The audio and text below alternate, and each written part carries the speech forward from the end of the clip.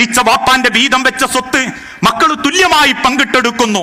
പക്ഷേ ആ വാപ്പക്ക് നേരായി ജീവിച്ച ഉമ്മയുടെ വിഷയത്തിൽ ആരും ആക്രാന്തം കാണിക്കുന്നില്ല.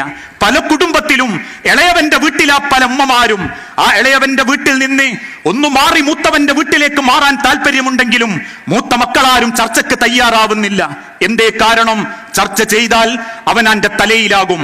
ഇളയവന്റെ വീട്ടിലേക്ക് ചെന്ന് 1000-ഓ 10,000-ഓ അല്ലെങ്കിൽ മറ്റേതെങ്കിലും തുണിയോ അല്ലെങ്കിൽ പർദ്ദയുടെ തുണിയോ കൊടുത്ത് ബാധ്യതകൾ അകറ്റുന്ന ഒരു മക്കളാണ് നമ്മളെങ്കിൽ, ആ ഒരു വാപ്പാന്റെ ഉമ്മാന്റെ മക്കളാണ് നമ്മളെങ്കിൽ, അള്ളാഹുവിന്റെ തിരുദൂതൻ പറഞ്ഞൊരു വാക്കുണ്ട്, ഖബറിൽ പോലും അല്ല സമാധാനം കൊടുക്കാത്തൊരു കൂട്ടർ ഉഖൂഖൽ ഉമ്മഹാത്ത്, മാതാപിതാക്കളെ നൊമ്പരപ്പെടുത്തിയ മക്കൾക്ക് ലാ യുകല്ലിമുഹുമുല്ലാഹു യൗമുൽ ഖിയാമ വലാ യൻദുറു ഇലൈഹിം, അല്ല നോക്കുകയോ അല്ല സംസാരിക്കുകയോ ചെയ്യാത്ത 3 വിഭാഗം കൂട്ടരിൽ ഒന്നാമത്തെ കൂട്ടർ ഉഖൂഖൽ ഉമ്മഹാത്ത്, ആ മാതാപിതാക്കളെ പരിഗണിക്കാത്ത മക്കളാ.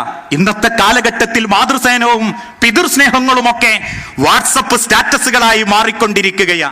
വാട്സപ്പിൽ മാത്രം ഉമ്മയെ സ്നേഹിക്കുന്നവര്, മാതാവിനോടുള്ള സ്നേഹത്തിന്റെ കഥകളും പ്രസംഗങ്ങളും കേട്ട് കണ്ണുനീരോടെ പ്രസംഗിക്കുന്നവനെ സ്നേഹിക്കുന്നവര്, ആ കഥനയുടെ കണ്ണീരുകൾ കേട്ട് പ്രശംസകൾ